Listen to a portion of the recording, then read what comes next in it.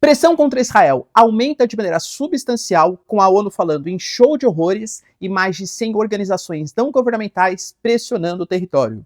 Steve Witkoff, que é o representante dos Estados Unidos, viaja em direção ao continente europeu, tentando aparar um pouco as arestas em relação a Benjamin Netanyahu.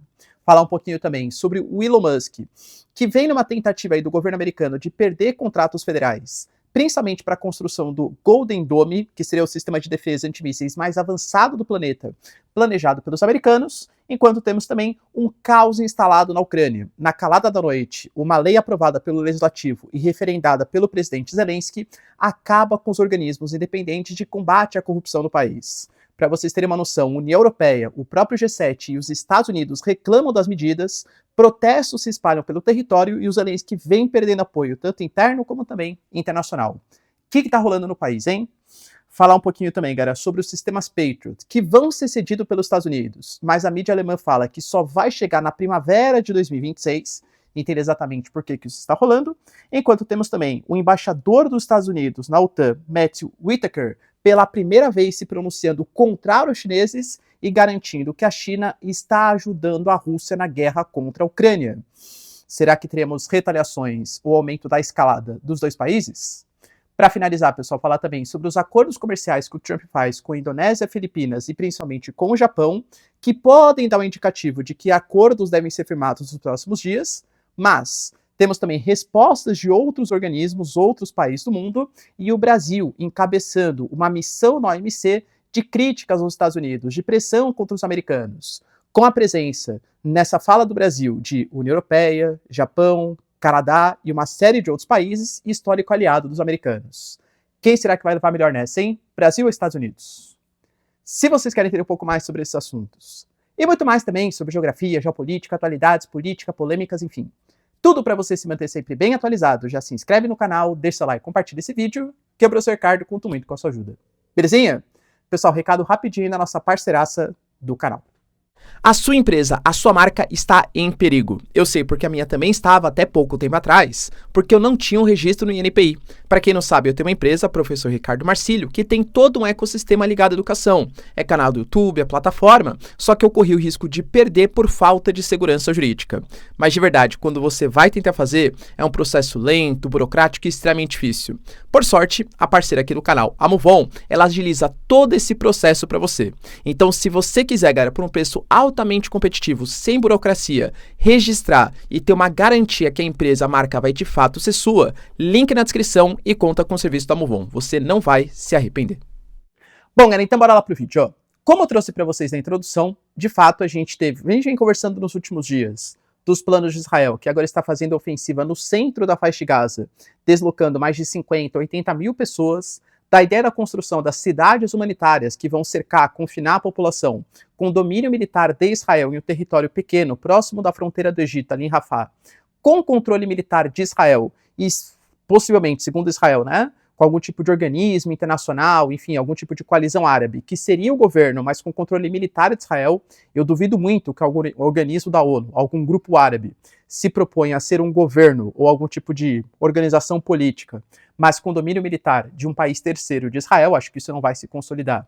Mas o objetivo é ter esse deslocamento forçado da população, e agora a ONU fala em show de horrores e disparada da subnutrição na faixa de Gaza, em fome extrema. Para vocês terem uma noção, galera, mais de 100 organizações não governamentais alertaram para o cenário de fome em massa, inclusive não só da população, mas os próprios agentes da ONU, agentes das ONGs, os médicos, por exemplo, que ali estão. Segundo as denúncias, o que existe hoje é que Israel cria uma burocracia, uma dificuldade tão grande que a entrada de ajuda humanitárias, esse foi o termo utilizado, tá? Ele entra em conta-gotas para a população. A gente está falando de medicamentos, águas, alimentos. Israel, na verdade, fala que não, a culpa não é dela. Israel fala que a culpa é da burocracia, tanto da ONU quanto das próprias ONGs, que fazem ou participam dessa distribuição de alimentos e de insumos. Mas convenhamos, pessoal, que principalmente nos últimos meses, a distribuição está ligada à ONG, que tem alinhamento político com Israel e por Israel e Estados Unidos. Só que Israel fala que distribuir os alimentos ou os insumos diretamente para a população, isso pode acabar culminando com esses alimentos, esses insumos, na mão do Hamas, que vão pegar esses alimentos, vender para a população e usar esse dinheiro não exatamente para fins filantrópicos na faixa de Gaza, e sim para armar o país para atuar contra o território de Israel. Então Israel usa suas justificativas, mas é fato que há dificuldade de entrada de ajuda humanitária. O próprio Antônio Guterres, por exemplo, que é hoje o secretário da ONU, coloca que o nível de mortes e de destruição é sem precedentes na história recente e estamos assistindo ao suspiro final de um sistema humanitário. Para vocês terem uma noção, cara, a própria AFP, mídia super importante, coloca que está tentando tirar os seus jornalistas, porque os agentes de mídia que estão localizados na faixa de Gaza estão com dificuldade de ter acesso a alimentos, insumos, bem como a população, e estão correndo risco, risco de vida, né? Risco à sua vida, risco de morte, justamente por conta das ações do governo de Israel. Óbvio que ninguém aqui está tirando a responsabilidade do Hamas, que é um grupo que fez os atentados no dia 7 de outubro, tudo que a gente já falou inúmeras vezes aqui no canal. Mas a resposta que Israel está dando está escalando tanto que ontem, por exemplo, a gente teve uma carta assinada por Reino Unido, por França, por Japão, Canadá, uma série de outros países que são históricos aliados de Israel, exigindo o fim da guerra em Gaza e falando dessa ideia das cidades humanitárias que o Benjamin Netanyahu, que isso não vai ser aceito pela comunidade internacional, e o próprio Steve Witkoff, que é o representante dos Estados Unidos, está viajando agora em direção ao continente europeu, vai realizar reuniões, né, com alguns países europeus ali, e depois, muito possivelmente, vai para o território do Oriente Médio para tentar negociar com Benjamin Netanyahu. Lembrando que o apoio na Casa Branca ao Benjamin Netanyahu também está reduzindo. Não só pelas ações na faixa de Gaza, mas principalmente nas ações na Síria. O Al-Jolani, que vem perseguindo os drusos, segundo Israel, é um aliado recente, de última hora aí, mas é um aliado da União Europeia e dos Estados Unidos, e os ataques que Israel faz contra as tropas da Síria podem desestabilizar um país tão importante para os interesses geopolíticos do Ocidente, que é a Síria. E quem sabe a volta de um grupo mais aliado ao Irã, aliado ao Hezbollah, enfim, né? Que é algo que o Ocidente detestaria que acontecesse no Oriente Médio. Além disso, cara, como eu trouxe para vocês também nos vídeos passados, o Trump, ele tentou, quando ocorreu a briga com o Elon Musk, cortar os contratos federais. Tanto que, por exemplo, ele falou, então quer dizer que o DOGE está reclamando, que era o Departamento de Eficiência Governamental controlado pelo Elon Musk, está reclamando que a gente não conseguiu poupar o tanto que deveria tal? Já sei, vários bilhões de dólares são fornecidos para as empresas do Elon Musk, então vou revisar esses contratos federais e vou cortar esses benefícios que as empresas do Elon Musk recebem, a Tesla, a SpaceX. Ele não fez, né? Por quê? Será que é porque ele não quis? Aparentemente não. O que a mídia americana vem colocando é porque ele não consegue fazer isso. A dependência hoje que os Estados Unidos, enquanto Estado, tem das empresas privadas do Elon Musk chegou num nível extremamente perigoso, principalmente do ponto de vista espacial. Eu trouxe para vocês, por exemplo, que o governo Trump ele pretende lançar até o final do seu primeiro mandato o chamado Golden Dome, que seria um sistema de defesa antimísseis dos mais avançados do planeta. Porque hoje, quando a gente pega, por exemplo, mísseis balísticos, quando ele passa ali da atmosfera, galera, assim, claro que pode ter algum tipo de sistema de defesa antimísseis, mas se vier, sei lá, 30, cada um com as suas contramedidas, todos carregados com ogivas nucleares, olha, eu diria que é praticamente impossível, com os sistemas atuais, você conseguir defender esses mísseis balísticos. Independente se venham da Coreia do Norte, se venham da Rússia, se venham da China. Então, qual que é a ideia dos Estados Unidos? É fazer um sistema, um escudo altamente poderoso e colocar satélites que vistoriariam os territórios inimigos na Coreia do Norte, na China, na Rússia, para saber, quer dizer então que a China está lançando mísseis balísticos agora. Antes de eu fazer com que o míssil balístico saia da atmosfera e volte, e aí atacar quando ele estiver voltando com altíssimas velocidades, várias contramedidas, eu vou atacar o míssil antes dele sair de órbita. Claro que China, Rússia e Coreia do Norte odeiam essa ideia, porque na prática você tem um monte de satélite com armas apontadas para o seu território. Professor, fique tranquilo porque os americanos vão usar somente para defesa. Você confia nisso? Eu não confio em estado nenhum, hein? Nem na China, Estados Unidos, Rússia, e acho que também a Rússia não se sentiria confortável, muito menos a China, de sentir que existem satélites espionando o território deles e com possíveis ataques a programas de mísseis balísticos quando forem disparados, independente da finalidade, se é teste, enfim, né? O que possa acontecer. Só que entende que para isso você precisa de equipamentos ultramodernos e muito competitivos? O Trump tentou diversificar. Bom, vamos tentar depender menos das empresas, por exemplo, do Elon Musk. Ele fez consultas, por exemplo, ao projeto Kuiper, que é um projeto feito pela Amazon.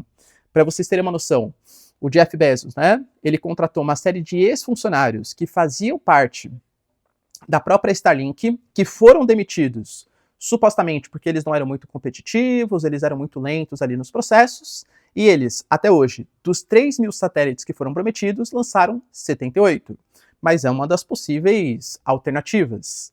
Entende que hoje não existe nenhuma empresa que tenha capacidade, por exemplo, de lançamento de satélites, como a Starlink, a Starshield. A gente fala de mais de 9.000 satélites que foram lançados, com preço muito competitivo em relação aos seus concorrentes.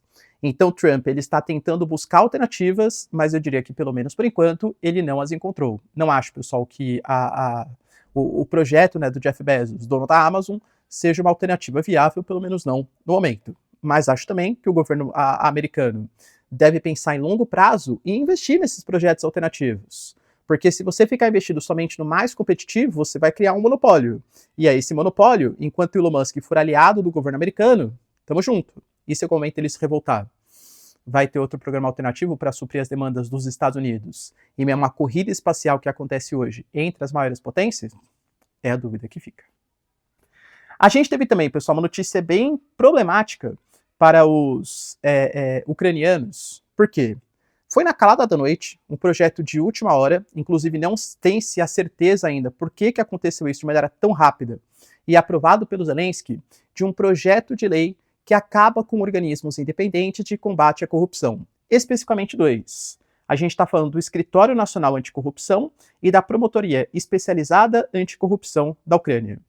Para vocês terem uma noção, esses dois órgãos, eles agiam de maneira muito mais independente, sem atuação do governo, e a gente sabe que a Ucrânia era, isso pelos organismos, né, pelas pesquisas feitas pelo continente europeu, o segundo país mais corrupto da Europa, só perdendo para a Rússia, que era o país mais corrupto do continente europeu.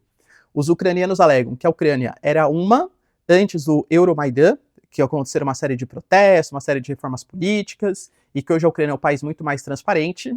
Eu diria que mais ou menos, cara, na própria guerra Rússia-Ucrânia. Vários escândalos de corrupção, de pessoas que pagavam generais para poderem serem dispensadas pelo exército ucraniano, desvio, por exemplo, na questão da própria fornecimento de energia por parte do continente europeu, barris de combustíveis, por exemplo, que sofreram desvio de verbas em plena guerra Rússia e Ucrânia. Então é um país envolto em casos de corrupção, inclusive coisa que afligiu muito o governo Zelensky, que fez reformas ministeriais, reformas políticas, tentando acabar, segundo ele, claro, né, com os projetos de corrupção no país. Acontece, galera, que nesse momento há investigações em altos cargos envolvendo a cúpula do governo Zelensky, como, por exemplo, o ex-ministro da Unidade Nacional, que é o Alexei Chernyshov. Ele é um dos caras que estava envolvido em escândalos e isso poderia chegar na alta cúpula, talvez até mesmo no Zelensky. Então a gente teve uma votação ultra rápida que aprovou o fim desses mecanismos e agora ingerências políticas nesses organismos de combate à corrupção na Ucrânia. A população ucraniana está desesperada. Tivemos protestos, por exemplo, em Lviv, que é a cidade próxima da Polônia, protestos que aconteceram em Kiev, em Odessa, em várias outras cidades, já que esses organismos, eles eram um dos mecanismos, por exemplo, que fariam com que a Ucrânia pudesse ser aprovada na União Europeia. Para você entrar no bloco europeu, existem algumas regras. Uma das regras possíveis é você ter mecanismos transparentes e claros de combate à corrupção. A Ucrânia acabou com dois, talvez, que fossem os mais eficientes do país, entende?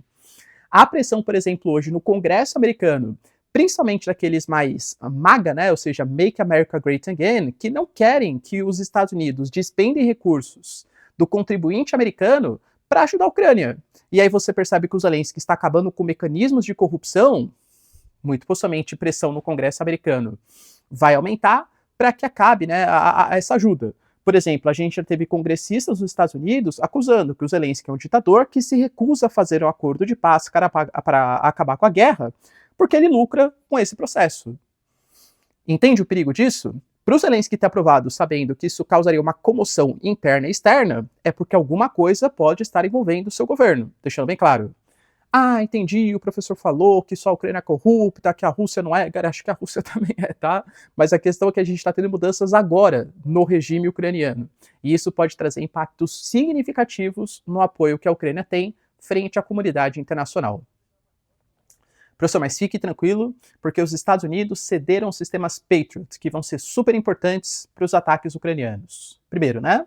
O sistema Patriot, ele é um sistema de defesa contra ataques russos. Mas além disso, tomem cuidado, porque não é que o Trump está dando os sistemas Patriot. O Trump ele autorizou que o sistema Patriot fosse cedido para a Ucrânia se os europeus arcassem com a responsabilidade de pagar por esses sistemas Patriots. Na prática, qual que é a ideia? A Alemanha, por exemplo, cede 5 desses sistemas para a Ucrânia. A Alemanha vai ter que comprar novos, e vai comprar dos Estados Unidos e vai ter prioridade de compra. Só que vocês entendem que a Alemanha ela não vai comprar esses sistemas enquanto ela não tiver a garantia que os americanos vão ceder novos sistemas. Ela não quer ficar desamparada em um mundo cada vez mais conflituoso e uma guerra armamentista que vai acontecer, uma corrida armamentista que vem acontecendo hoje, principalmente no continente europeu, de uma Alemanha que fala que vai ser a maior potência militar do bloco europeu até 2029. Segundo informações da mídia alemã, esses novos sistemas de defesa só começarão a chegar em 2026, na primavera. A gente fala primavera, cuidado, né? Primavera nossa é em setembro, primavera dos europeus, hemisfério norte, começa ali em março. Então, falando aí de praticamente 8 meses. O Trump fala que ele quer estabelecer um cessar-fogo em 50 dias no máximo. Já passou mais de uma semana, né? Então, uns 40 dias mais ou menos resta. E aí, galera, será que há tempo hábil para esperar esses sistemas Patriot chegarem? Além disso, a gente teve o Sirski, representante aí dos ucranianos, pedindo em uma entrevista para a mídia ocidental para que os Estados Unidos amarrem a mão da Ucrânia e que forneçam os mísseis de longo alcance, inclusive colocando nominalmente, né, que o ataque MS, por exemplo, e os mísseis Taurus da Alemanha poderiam ser sensacionais para destruir os russos e até mesmo para defender os ucranianos, já que a Ucrânia alega que com esses mísseis de longo alcance, 500 quilômetros, eles teriam capacidade de pegar em pontos militares de produção militar dos russos, e isso ajudaria muito no controle, por exemplo, de possíveis ataques da Rússia contra a Ucrânia, obrigando os russos a negociarem. Lembrando que hoje nós temos uma reunião entre Rússia e Ucrânia. A Rússia já falou que é para não esperar grandes avanços, porque muito possivelmente só os memorandos que vão ser discutidos, talvez troca de prisioneiros, mas sem grandes avanços. E o Trump garantindo o que eu já tinha falado para vocês. A China comemora no dia 3 de setembro o dia da vitória na Segunda Guerra, que é quando houve ali, né, abandono dos japoneses, o território da China, tudo tal. O Putin vai participar dessa celebração. Xi Jinping, segundo Trump, tá? Convidou o Trump, que está cogitando participar dessa cúpula com Xi, Putin e Trump para tentar estabelecer uma paz ou algum tipo de negociação no conflito entre Rússia e Ucrânia. A gente teve também, pessoal, uma notícia bem importante, porque pela primeira vez um representante oficial dos Estados Unidos culpou os chineses pela guerra contra a Rússia de maneira tão enfática. O embaixador dos Estados Unidos da OTAN, um senhor chamado de Matthew Whitaker, fez um pronunciamento na própria OTAN altamente polêmico. Aliás, na OTAN não, perdão, para mídias americanas altamente polêmico, colocando que a China acredita estar travando uma guerra por procuração por meio da Rússia. Eles nos querem envolvidos nesses conflitos para que não possamos nos concentrar em outras ameaças. Isso não vai acontecer. A China deve ser sim responsabilizada por subsidiar os assassinatos que ocorrem no campo de batalha. Ou seja, a gente tem denúncias cada vez mais efetivas, principalmente da Ucrânia, que a China está financiando a guerra da Rússia, comprando combustíveis fósseis, vendendo os insumos que vão ser importantes para a produção de material bélico para os russos. A China fala que a única coisa que ela fez é que ela não rompeu relações comerciais com a Rússia. Isso ela, porque até mesmo nem houve aprovação dessas sanções em organismos internacionais, como por exemplo a própria ONU, então a China não poderia respeitar isso. Mas a China fala que não fornece auxílio militar. Em contraposição, imagens foram divulgadas pela própria Ucrânia de drones que tinha ali inscrições Made in China, e cada vez há mais denúncias que a China está participando efetivamente da guerra em favor da Rússia. Qual que é o pensamento do líder, né? Aliás, do representante embaixador dos Estados Unidos na OTAN? É que se os Estados Unidos se envolvem em conflitos, por exemplo, na Ucrânia, eles vão ter uma visão menos apurada para conflitos que interessam mais aos chineses. Seja na questão em Taiwan, seja na disputa, por exemplo, do Mar da China Meridional, em que os Estados Unidos têm alianças super importantes com as Filipinas, por exemplo, e que tem aliança AUKUS, que vistoria as atividades chinesas no Mar do Sul da China. Então, segundo o representante dos Estados Unidos, tá? A China, sim, está financiando os russos, deve sofrer punições por conta disso. O projeto que rola no Senado americano é para taxações para sanções secundárias de 100 até 500% em países que financiem a Rússia no campo de batalha. Teoricamente, se nesses 50 dias falado pelo Trump, a Rússia não propor um cessar-fogo, essas taxações, essas sanções secundárias vão acontecer. Você acha, galera, que a China está participando efetivamente?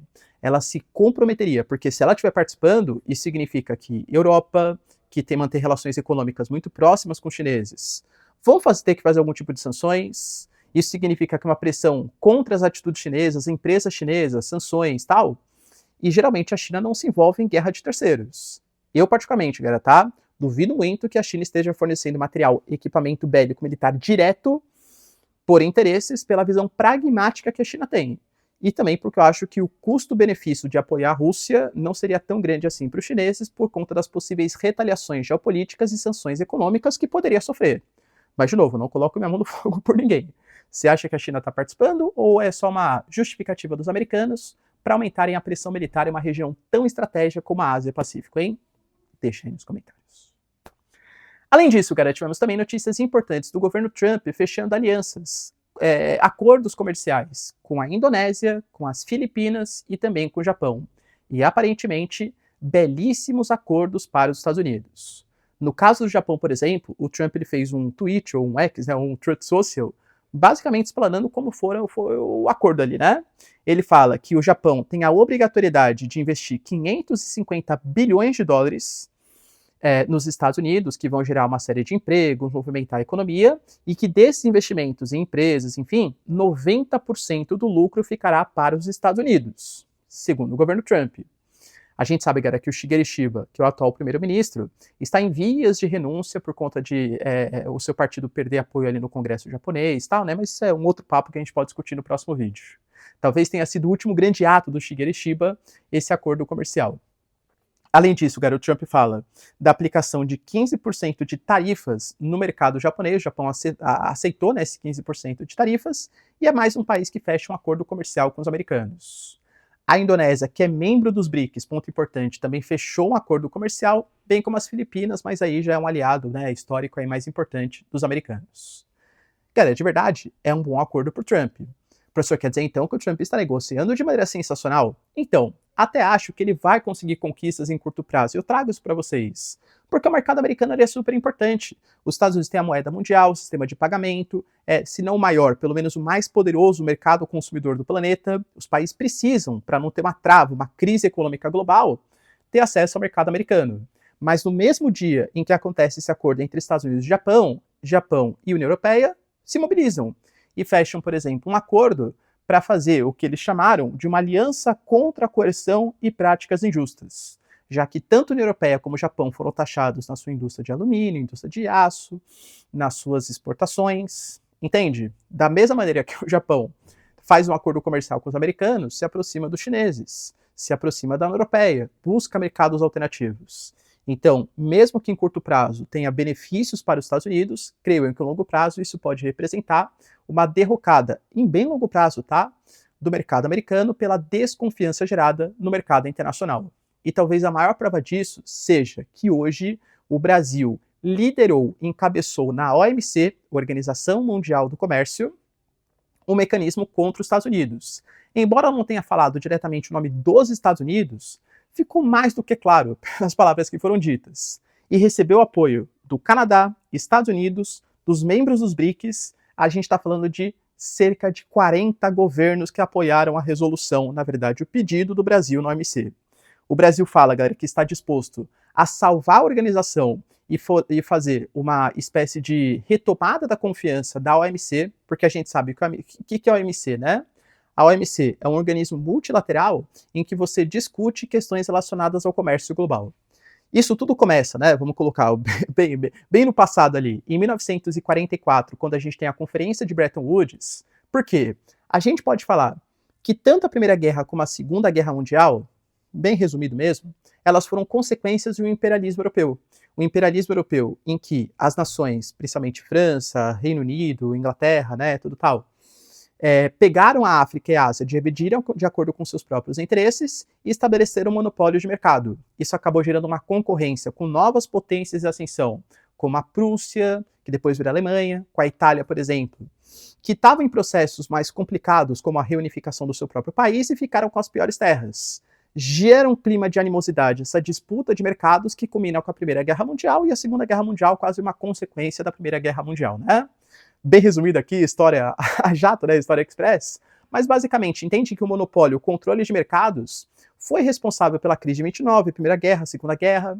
Então a conferência de Bretton Woods ela vem com esse objetivo, de tentar promover um livre comércio, de tentar fazer com que não haja protecionismos, que tenha a ideia de uma livre concorrência. Sabe quem liderou essas discussões? Os Estados Unidos. O mundo pós-Segunda Guerra foi liderado pelo pensamento americano, pensamento um pouco mais liberal. Tanto que depois, né, começa ali em Bretton Woods o padrão dólar-ouro, na década de 70 só o padrão dólar estabelecido, com os americanos liderando essas discussões. O GATT, por exemplo, sendo criado, na década de 90 a OMC sendo criada, a própria China entrando em 2001, por exemplo, na OMC. Todo esse mecanismo que os americanos construíram de uma livre circulação, de uma livre concorrência, que foi importante para a dolarização, aumento da influência dos Estados Unidos, está sendo comprometido pelas atitudes do governo Trump nesse momento. E é por isso que o Brasil colocou que as negociações baseadas em jogos de poder são um atalho perigoso para uma instabilidade e para a guerra, e que tarifas prejudicam a estabilidade trazida pelo GATT e pelo OMC, que durante décadas pregou esse tipo de pensamento. Inclusive colocando que, além de tudo, os Estados Unidos, ou país, né, não estou exatamente os Estados Unidos, querem fazer ingerência em assuntos políticos e jurídicos, utilizando as tarifas como justificativa, e que, caso não dê certo a ideia de um livre comércio e o fim dessas taxações, o Brasil vai recorrer oficialmente nos organismos multilaterais, como a OMC. Então percebam, não é que o Brasil já entrou com uma ação contra os Estados Unidos. O Brasil está liderando uma discussão que é encampada também por outros cerca de 40 países importantes, como a União Europeia, Japão, e o próprio, aliás, a União Europeia, a Canadá e os BRICS, para fazer com que os americanos reduzam essas tarifas internacionais. Caso não deu certo, e agora convenhamos, o Trump não liga muito para esses organismos multilaterais, essa é a grande verdade, o Brasil vai entrar na OMC. Se a OMC decidir ganho de causa para o Brasil, o que é muito possível, e os americanos não respeitarem, aí sim, muito possivelmente, teremos a tal da reciprocidade, depois de uma série de negociações e representações em organismos internacionais. Será, galera, que os americanos dessa vez vão respeitar a Organização Mundial do Comércio? Deixa aí nos comentários, quero saber sua opinião. No mais, se vocês curtiram o vídeo, tamo junto, beijos, abraços e tchau, tchau.